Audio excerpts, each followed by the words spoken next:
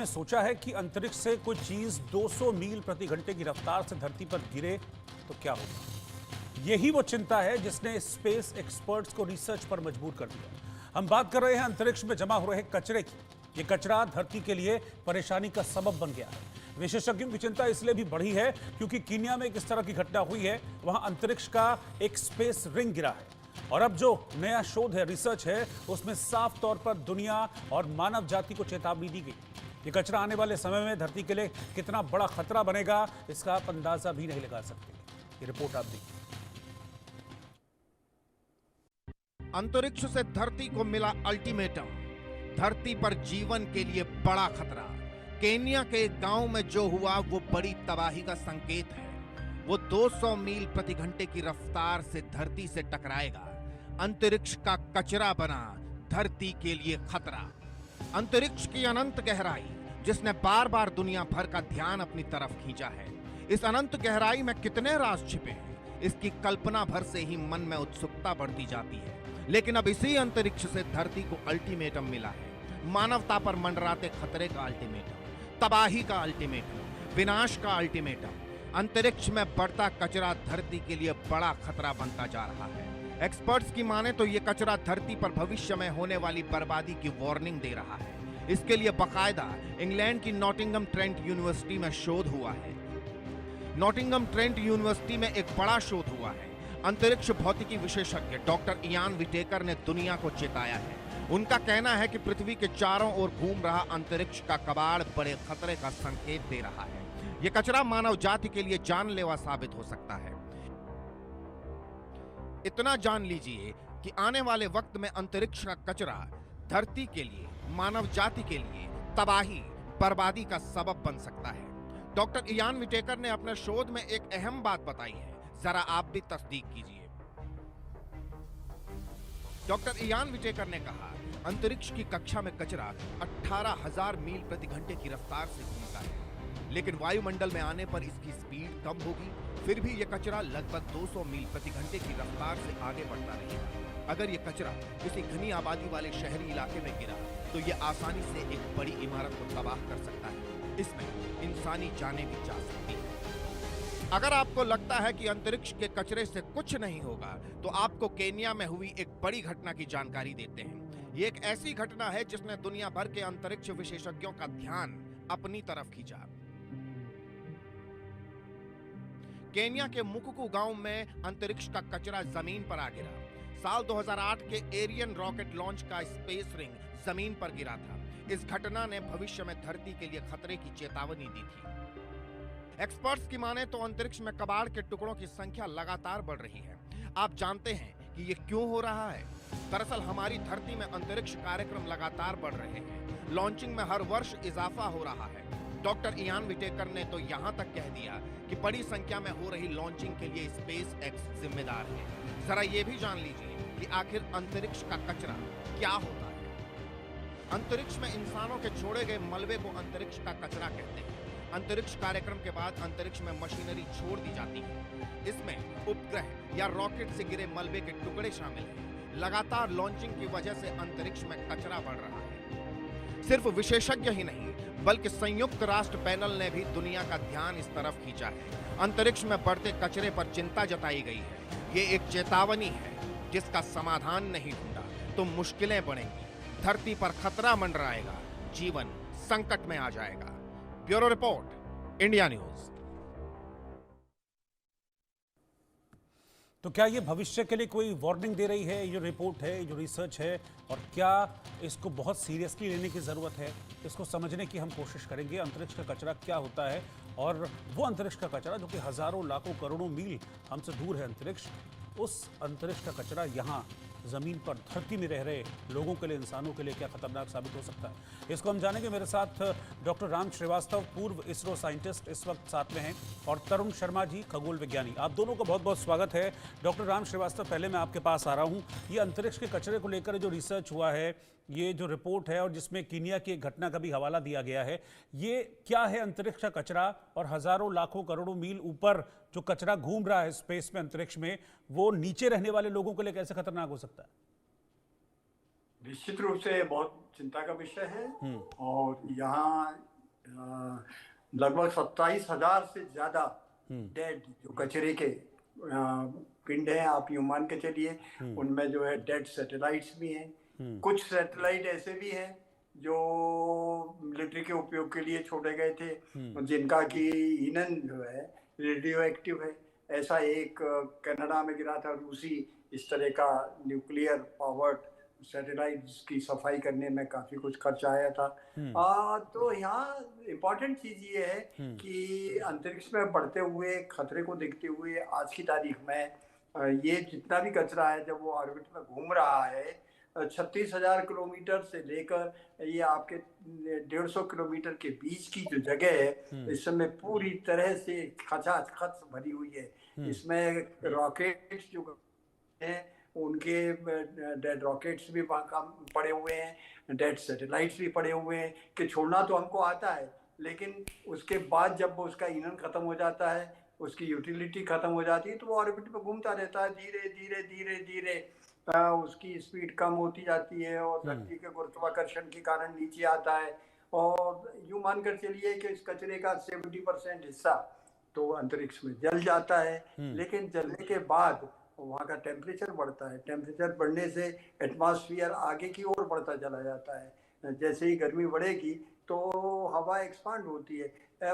ऊपर वैसे ही rare atmosphere है और आयनोस्फीयर ऊपर अगर चला जाता है तो सूर्य की जो किरणें आती हैं वो अधिक पेनिट्रेट कर लेती हैं। वो एल्बेडो जिस क्रिया को कहा जाता है कि सूर्य का आने वाला प्रकाश का एक हिस्सा जो लौट जाता है उसमें कमी आ जाएगी और एटमॉस्फेयर में वो एब्जॉर्ब हो जाएगा। उसके साथ घातक जो किरणें हैं, जो हमारे चुंबकीय क्षेत्र धरती का है, उसमें चार्ज पार्टिकल जब फंसते हैं तो वो घूमने लगते हैं, उससे इलेक्ट्रोमैग्नेटिक रेडिएशन निकलता है।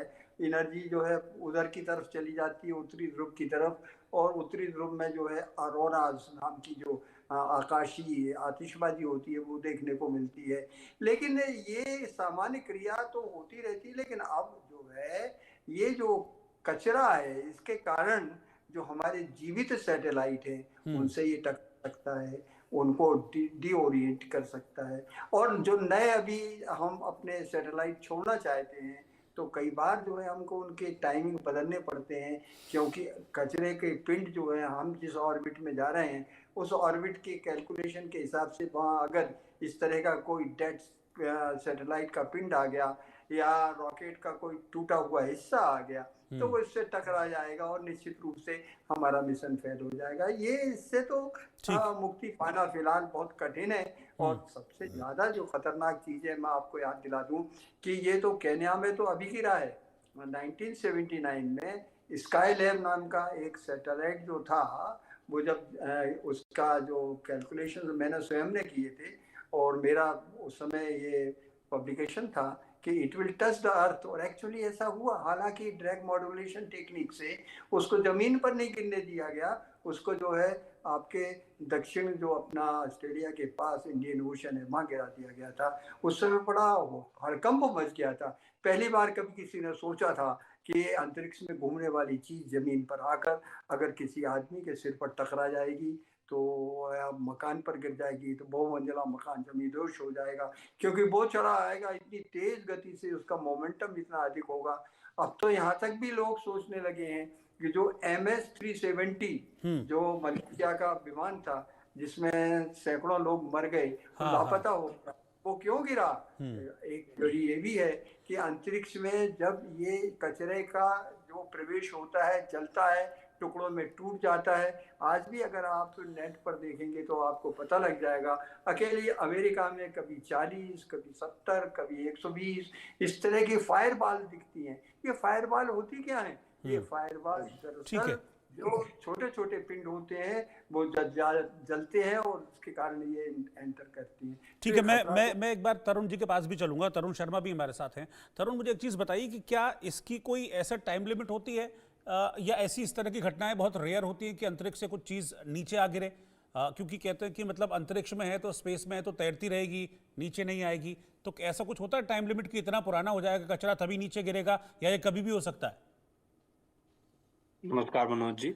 जी, तो कैलकुलेशन की बात करें तो जो बड़े ऑब्जेक्ट्स हैं उनको हम लोग कॉन्टिन्यूसली ट्रैक करते हैं और उनकी मूवमेंट हम आइडेंटिफाई कर सकते हैं, एक अनुमान लगा सकते हैं कि ये इस टाइम पे पृथ्वी के अंदर आएंगे। लेकिन बड़े ऑब्जेक्ट्स के अलावा छोटे छोटे ऑब्जेक्ट्स बहुत सारे हैं जिनको ट्रैक करना मुश्किल है। तो कहना कि कौन सा ऑब्जेक्ट, मतलब एक पूरा डेटाबेस रखना कि हमें हर ऑब्जेक्ट का पता हो कि वो इस टाइम पे वापस पृथ्वी पे गिर जाएगा, ये पॉसिबल नहीं है।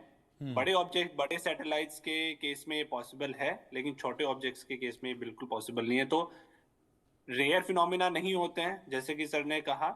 हमारे अर्थ पे कॉन्टिन्यूअसली ये जो कचरा है, जिसको हम स्पेस डेब्री भी बोलते हैं, ये कचरा कॉन्टिन्यूअसली गिरता रहता है, लेकिन हमारे आसपास जो वातावरण है उसकी वजह से वो वातावरण में ही जल जाता है और अर्थ पे, मतलब हमारे जमीन पे नहीं आता है। लेकिन जो बड़े ऑब्जेक्ट्स होते हैं, जैसे आपने केन्या का जो एग्जांपल दिया है, जो रिसेंट हुआ है, उसमें बहुत बड़ी रिंग है, तो उतने बड़े ऑब्जेक्ट को अपना वातावरण जला नहीं पाता है, तो उसका जो बचा हुआ हिस्सा है वो अर्थ पे गिर जाता है। तो छोटे मोटे हिस्सों से अर्थ को इतनी दिक्कत नहीं होगी, जो बड़ा कचरा है उससे दिक्कत होगी। लेकिन इस सारे कचरे से सैटेलाइट्स को नुकसान होने का बहुत बड़ा डर रहता है। ठीक है, मैं आप लोगों के चाहे वो पास आता छोटा हो या हूँ। बड़ा। मैं आपके पास आता हूँ जरा। डॉक्टर इयान, जिनकी रिसर्च है, उन्होंने क्या कहा है इस अंतरिक्ष के कचरे को लेकर, स्पेस के कचरे को लेकर, वो मैं जरा आपको दिखाता हूँ ताकि हमको पता चले कि उनकी रिसर्च जो है एग्जैक्टली वो क्या कहती है। अंतरिक्षी कक्षा में कचरा 18,000 मील प्रति घंटे की रफ्तार से घूमता है, लेकिन वायुमंडल में आने पर इसकी स्पीड कम होगी। फिर भी ये कचरा लगभग 200 मील प्रति घंटे की रफ्तार से आगे बढ़ता रहेगा। और अगर ये कचरा किसी घनी आबादी वाले शहरी इलाके में गिरता है तो ये आसानी से एक बड़ी इमारत को तबाह कर सकता है। इसमें इंसानी जानें भी जा सकती हैं। ये एक चेतावनी है। डॉक्टर राम, मैं आपके पास आ रहा हूँ। तो ये जो अंतरिक्ष में जिस कचरे की हम बात कर रहे हैं, या फिर जिसके गिरने का एक डर है, और उसको डॉक्टर यान की एक रिपोर्ट जो बताती है, ये साइज कचरे का क्या होगा, ये कैसे तय होता है? मतलब ये होता क्या एग्जैक्टली जिसको हम अंतरिक्ष का कचरा कह रहे हैं, जिससे हम कह रहे हैं कि इंसानी जान को खतरा है? ये होता क्या है और कितने साइज का होगा? छोटा होगा, बड़ा होगा, कितना बड़ा होगा? ये कैसे तय होता है? देखिए, जो रॉकेट छोड़े जाते हैं ना, हाँ, उनमें फ्यूल तो जल जाता है, उनकी मोटर उसमें रहती है।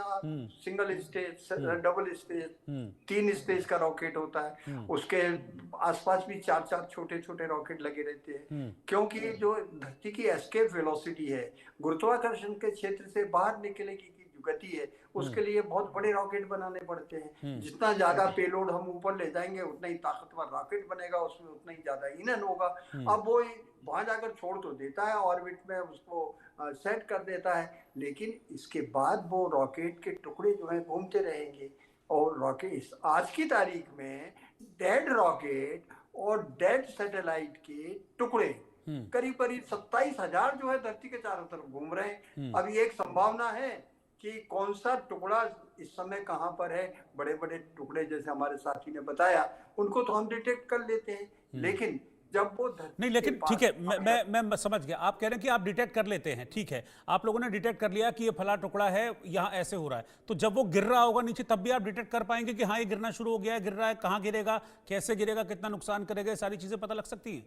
उसकी ऑर्बिटल स्पीड निकालकर, उसके कोऑर्डिनेट्स निकालकर, उसकी वायोएंसी और फ्रिक्शन के बाद, जलने के बाद उसका जो 70% हिस्सा तो नॉर्मली जल जाता है, लेकिन जो 30% हिस्सा होता है वो उस प्लाज्मा के, उस कवर्स के बाहर आकर धरती की ओर जब पेनिट्रेट करता है, तो उसका जो है टारगेटिंग पॉइंट कहाँ होगा, ये गणना की जा सकती है। लेकिन समय इतना कम होता है कि गणना करना बहुत मुश्किल होता है। और फिर वायुमंडल में घुसने के बाद वो साबुत थोड़ी रहता है, उसके टुकड़े टुकड़े हो जाते हैं, क्योंकि उसकी सैटेलाइट के भीतर देखिए क्या क्या होता है। सोलर पैनल भी होते हैं, उसमें आपका सी बैंड एंटीना भी होता है, उसमें आपके और सारे कैमरे भी लगे रहते हैं, उसमें हजार्डस मटेरियल भी रहता है। पहली चीज तो ये करना चाहिए कि अंतरिक्ष से अगर कोई चीज गिर रही है, कहीं भी गिर रही है, तो हमको, हमारे जनमानस को, गांव वालों को, सबको ये बता देना चाहिए कि उसके पास ना जाए। क्यों? कि वो रेडियोधर्मी भी हो सकता है, वो जो है आपको नुकसान भी कर सकता है। अब रात के टाइम आज भारत में बहुत कम जगह है जो ट्रैक कर रही हैं। हमारे जो फौजी रडार हैं वो उनको ट्रैक नहीं कर सकते हैं, उसके लिए स्पेशल डिवाइसेस की जरूरत है। और वो डिवाइसेस फिलहाल हमने लोकेट नहीं की हैं। इसरो के पास है वो, लेकिन उनको डिटेक्ट करना कि एंटर हो गया और यहाँ घुसेगा, ये कैलकुलेशन में इतना टाइम लग जाएगा कि जब तक तो वो तबाही कर सकता है। ये पॉसिबिलिटी, जितने ज्यादा कचरे के टुकड़े अंतरिक्ष में घूमेंगे उतनी ही प्रोबेबिलिटी बढ़ती जाएगी। आज की तारीख में जब मैं स्काई लैब पर काम कर रहा था, उस समय प्रोबेबिलिटी कम थी, क्योंकि नीचे जाकर जमीन पे टकराने वाला अकेला स्काई लैब ही था। वो इतना भारी भरकम था, इतना वजनदार था कि वायुमंडल में घर्षण के बाद, जलने के बाद भी उसका मुख्य पार्ट जो है जिंदा रहा, बचा रहा। अभी जितने भी सैटेलाइट जा रहे हैं, स्पेस एक्स ने जो सैटेलाइट छोड़े हैं, वो हमारे यहाँ भी जो प्राइवेट कंपनी सैटेलाइट छोड़ रही है, उसमें जो है हम छोटे सैटेलाइट्स बना रहे हैं, क्यूसेट बना रहे हैं। मैं एक मिनट सर एक मिनट में तरुण के पास चलता हूं। तरुण, मुझे दो सवाल पूछने हैं। एक तो ये कि क्या कोई ऐसी टेक्निक है कि जब हम ये डिटेक्ट कर लें कि फला जो अंतरिक्ष का कचरा है वो गिर रहा है, तो क्या उसको हम रोक सकते हैं वायुमंडल में प्रवेश करने से? उसको शैटर कर सकते हैं, तोड़ सकते हैं? और दूसरा सवाल ये कि अंतरिक्ष में इस कचरे को कम कैसे किया जा सकता है? अगर इतना ही खतरा है, इतना ही खतरनाक ये है कि नीचे आकर इंसानी जान को भी ले सकता है, तो फिर ऊपर कचरे को कम कैसे कर सकते हैं? देखिए मनोज जी, पहले सवाल का जवाब तो ये होगा कि जो नीचे आ रहा है उसको रोकने का कोई तरीका अभी हमारे पास नहीं है, क्योंकि वो अपने आप में बहुत ज्यादा उस पर पैसा खर्च होगा और वो वर्थ भी नहीं है। बिकॉज जैसा सर ने बताया कि इतना शॉर्ट टर्म में होता है, इतना कम टाइम में ये सारी चीजें होती हैं कि उसको रोकने के लिए अगर हम मिशन लॉन्च करेंगे तब तक तो बहुत लेट हो चुका होगा, राइट। दूसरा तरीका कि क्या हम उसको स्पेस में तोड़ सकते हैं, ये पॉसिबल है। आपको याद होगा आज से कुछ साल पहले इंडिया ने भी एक मिशन किया था जिसमें हमने स्पेस में ही एक सैटेलाइट को हमारे ही एक छोटे स्पेस सैटेलाइट को हमने तोड़ा था स्पेस में, राइट। शायद मिशन शक्ति या ऐसे कुछ नाम था उसका, मैं भूल रहा हूँ अभी नाम। तो ये कैपेबिलिटीज कुछ देशों के पास है, आई थिंक यूएस, रशिया हमारे पास, और शायद एक और देश है। तो 4 या 5 देशों के पास ऐसी है, बट अगेन उसके लिए बहुत कम टाइम होता है, तो वो करना पॉसिबल नहीं है, राइट। आपका जो दूसरा सवाल था, एक बार आप रिपीट करेंगे? मैं ये कह रहा था कि मतलब ऐसा क्या किया जाए कि अंतरिक्ष में कचरा फैले ही ना, उसके लिए क्या कर सकते हैं?